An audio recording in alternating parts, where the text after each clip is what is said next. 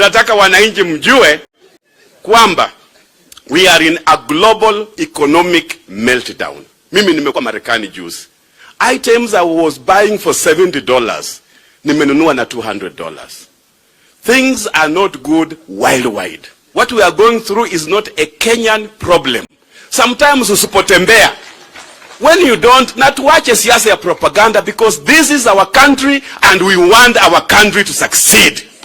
Whether I'm an MP or not, what is important is for Kenya to succeed, for posterity and for our children. We are not just building Kenya because we are in positions. We are building a country for posterity and for the future of our children. The pain we have to bear, we must bear, because at the end of the day, we must leave a nation for our children.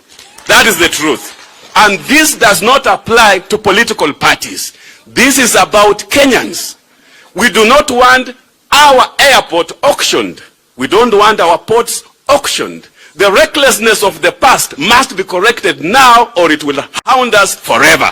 That is the truth, and it must be said. Kwa hivyo, Mheshimiwa Rais, mimi nawasema sana, lakini nataka niseme Happy Father's Day to you. As our father, as the father of the nation. Mwana wa Hana, Happy Father's Day to you.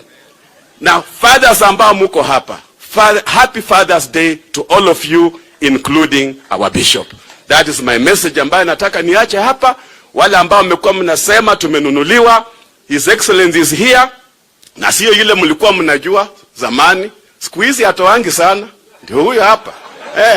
Ukienda huko, mimi nimekuwa huko mara 2 3. Nimeenda hata na Mheshimiwa Washiali hako hapa, Mheshimiwa Washiali simama wakuone. Huyo Lingina, tumekuwa na yeye huko. Wakati alituambia haya, tembeeni vizuri, nikauliza Mheshimiwa, na hata siku hizi askofu. So, wale mnafikiria ziko huko, this man nowadays anaangalia mambo ya miradi na mambo ya kazi ya uchumi. Siku hizi mfuko yake hayuko vile ilivyokuwa zamani hapo, lakini nitakutembelea, Your Excellency. Nitakutembelea.